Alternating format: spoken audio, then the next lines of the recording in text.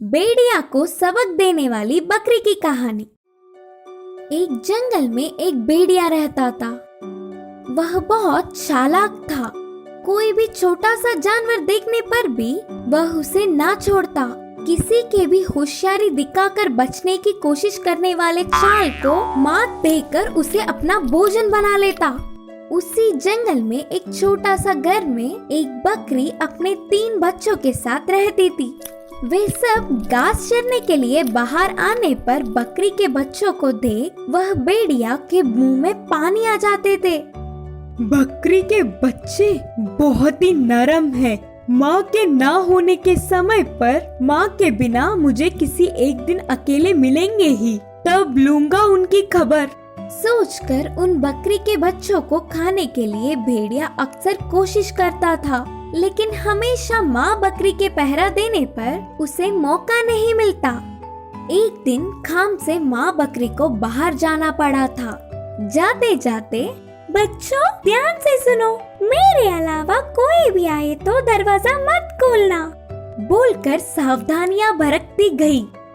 ये सब भेड़िया चुपकर देख रहा था। यही समय है, माँ बकरी के वापस आने तक किसी भी तरह बकरी के बच्चों को खाना है, सोचकर एक चाल सोची। माँ बकरी के जाने के कुछ समय बाद भेड़िया बकरी के घर आकर कहा, बेटे मैं तुम्हारी माँ, दरवाजा खोलो बच्चों। अंदर के बच्चों को वह अपनी माँ की आवाज जैसे नहीं लगी। हमारी माँ की आवाज तो ऐसे नहीं होती, उन बकरी के बच्चों ने कहा, और भेड़िया चला गया। कुछ देर बाद दूसरी चाल से फिर आ गया। अब बकरी के आवाज में, दरवाजा खोलो बच्चों, कहा।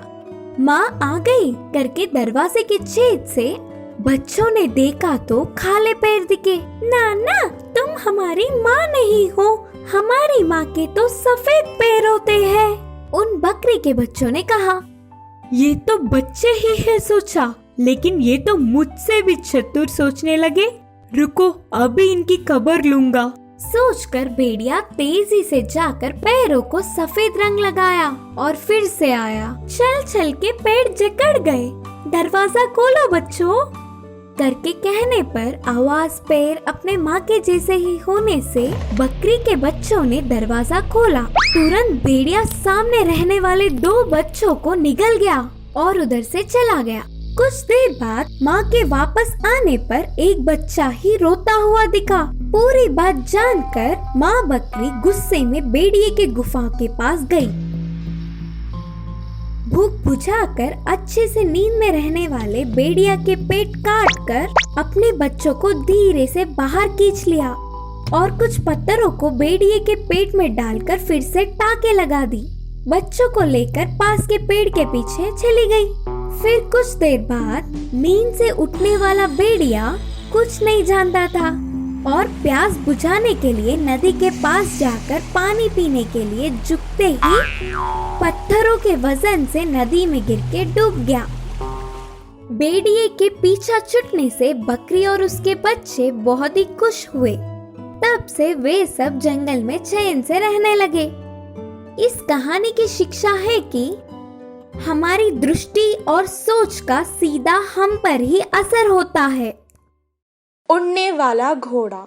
एक गांव में चंदू नामक एक व्यक्ति रहा करता था। जितना उससे हो सके वो हर किसी की मदद करता था। वो एक किसान था। उसके खेत गन्ने के थे। इस साल उसकी फसल बहुत अच्छी और ज्यादा हुई थी। उसके खेत के गन्ने इस साल सबसे मीठे थे। वो सोच रहा था कि जैसे ही उसकी खेती पूरी हो जाएगी वो उसे बेचकर कुछ पैसे जमा कर लेगा। एक दिन जब वो खेत पर आया तो उसने देखा कि उसके कुछ गन्ने आधे कटे हुए थे। मेरे खेत के गन्ने सबसे मीठे हैं। शायद इसी के कारण किसी ने इनमें से कुछ गन्ने काट कर ले लिए हैं। वो मुझसे मांग लेते तो क्या मैं नहीं देता? चलो कोई बात नहीं। दूसरे दिन जब वो आया तो और ज्यादा गन्ने कटे हुए थे। उसने कहा, अरे आज भी कोई गन्ने काट कर ले गया है। मेरे खेत से रोज गन्ने क्यों चोरी हो रहे हैं? मेरा तो कोई दुश्मन भी नहीं, शायद कोई दूसरे गांव का आदमी होगा। ठीक है। ऐसे ही कुछ दिन गुजर गए। और आधा खेत खाली हो गया था। चंदू अब और बर्दाश्त नहीं कर सकता था। वो अब इस चोर को पकड़ना चाहता था। एक रात वो अपने खेत में छुपकर उस चोर का इंतजार करने लगा। तभी उसने देखा कि एक घोड़ा आसमान से उड़कर खेत में आ गया। चांद की रोशनी में वो चमक रहा था। उसे देखकर चंदू आश्चर्यचकित रह गया। अच्छा, तो मेरी फसल को चुराने वाले तुम हो? आज तो मैं तुम्हें पकड़ लूंगा। वो जैसे ही उसे पकड़ने के लिए आगे बढ़ा, घोड़ा आसमान में उड़ने लगा। चंदू उसे जाने नहीं दे सकता था।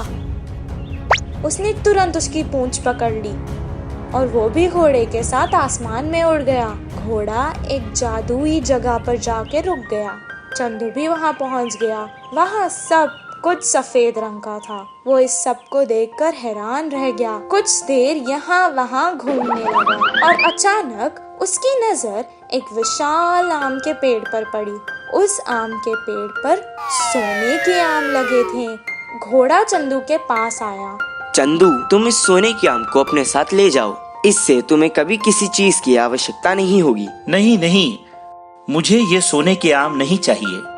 चोरी करना पाप है। मैं यही बात समझाने के लिए तुम्हारे साथ यहाँ तक आया हूँ। शाबाश, मुझे तुम्हारी बात बहुत अच्छी लगी। तुम बहुत अच्छे इंसान हो। यहाँ पर हीरे, मोती, सोना, चांदी सब कुछ है, लेकिन खाने के लिए कुछ भी नहीं। इसलिए मैं तुम्हारे खेत से हर रात मीठे गन्ने खाता हूँ। तुम्हारी दुनिया में खाने को सब कुछ है, लेकिन फिर भी तुम्हारे लोग इस सोने चांदी को ज्यादा महत्व देते हैं। तुम्हें इसमें से कुछ नहीं चाहिए। तुम्हारी ये ईमानदारी मुझे बहुत पसंद आई। इतना कहकर घोड़े ने एक टोकरी में सोने के आम लिए और चंदू को उसकी पीठ पर बैठा लिया। उसे वापस उसके घर पर छोड़ दिया और आम की टोकरी उसे दे दी। इस कहानी से हमें ये शिक्षा मिलती है। बंदर और मगरमच्छ की कहानी। एक जंगल में एक बड़ा सा नदी था। उस नदी के किनारे एक आम का पेड़ है। उस पेड़ पे एक बंदर रहता था। बंदर और नदी के मगरमच्छ दोस्त हुए।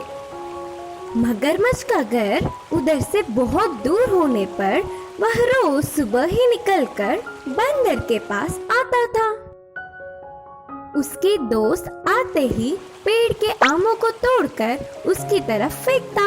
इससे पूरा दिन मीठे आम खाते हुए पेड़ से बंदर और नदी से मगरमच्छ गपशप करते। फिर शाम को वापस आते वक्त बंदर के दी हुए आमों को मगरमच्छ घर ले जाता। मगरमच्छ की पत्नी भी उन आमों को मजे से खाती थी। उसके खाने तक मगरमच्छ अपने दोस्त बंदर का बहुत तारीफ करता था। बंदर और मगरमच्छ की दोस्ती देख जंगल के सारे जानवर चौंक जाते। उस आम के पेड़ पर कभी कभी एक कौवा आकर बोल जाता कि उस मगरमच्छ पर वह भरोसा ना करे। दोस्त, मगरमच्छ मांस खाता है। अगर कभी तुम उसके हाथ आ जाओ तो वो तुम्हें भी मार के खा लेगा। लेकिन बंदर को मगरमच्छ पर पूरा विश्वास था, इसीलिए उनकी दोस्ती बहुत आगे बढ़ी। ऐसे आगे चलकर मगरमच्छ की पत्नी में दुर्विचार आया। उसने कहा, बंदर का दिल बहुत स्वादिष्ट होता है, ऊपर से वह रोज उन आमों को खाता होगा तो उसका दिल और ज्यादा मीठा होगा। तुम उस बंदर को मारने पर हम दोनों उसके दिल को बांट कर खाएंगे। यह सुनकर मगरमच्छ आग बबूला होकर गुस्से से पूछा, बंदर मेरा अच्छा दोस्त है, अच्छी बातें करता है, मैं भला दोस्त को कैसे मारूं? इससे मगरमच्छ की पत्नी मुंह मोड़कर पति से रूठकर बातें भी बंद कर दिया। खाना पीना भी छोड़कर पति का सुख चैन छीन लिया। आखिर में पत्नी की जिद बर्दाश्त ना कर पाते हुए उसकी जिद मान गया। ठीक है, आज शाम को बंदर ले आऊंगा, तुम्हारा जो मर्जी करो। बोलकर बंदर के पास चल पड़ा। बंदर को ले जाने के लिए रास्ते में उसे एक चाल सूझी। पेड़ के पास आई हुई मगरमच्छ को देख बंदर हमेशा की तरह खुशी से मिला। बंदर दोस्त, हमारी दोस्ती के बारे में मैंने अपनी पत्नी से कहा। वह बहुत खुश हुई। तुम्हें आज दावत का निमंत्रण दिया। यह सुनते ही बंदर उछल पड़ा। पहला तो वह पेड़ पे अकेले रहने पर परिवार दावत बोलने से तुरंत मान गया। पर मुझे तो पानी में तैरना नहीं आता ना, फिर जाना कैसे दोस्त? मगरमच्छ ने कहा, तुम्हें कोई डर नहीं, तुम अच्छे से मेरे पीठ पर बैठो, मैं ध्यान से ले जाकर ले आऊंगा। बंदर बहुत ही उत्सुकता से कूदकर मगरमच्छ की पीठ पर बैठ गया। मगरमच्छ पानी में तैरते हुए बंदर को अपने घर ले गया। कुछ दूर जाने के बाद बंदर ने देखा कि मगरमच्छ परेशान था। खुशी से दावत की न्योता देखकर आप उदास क्यों हो दोस्त? बोलकर पूछा। कैसे भी आधा पहुंच गए, ऊपर से नदी के बीचों बीच है, अब सच बोल ही देता हूँ। सोचकर मगरमच्छ, मेरी पत्नी तुम्हारा दिल खाने तक पानी भी नहीं पीऊंगी करके जिद पर बैठ गई। अब ना कुछ कर पाते हुए तुम्हें झूठ बोलकर ले जा रहा हूँ। ये बात सुनकर बंदर के होश उड़ गए। सबकी ना सुनते हुए इस मगरमच्छ पर भरोसा करने पर खुद को कोसने लगा। लेकिन बंदर बहुत चतुर था। वह बचने के लिए जल्दी सोचने लगा। तुरंत जोर से हंसकर बोला, बस इसके लिए उदास थे?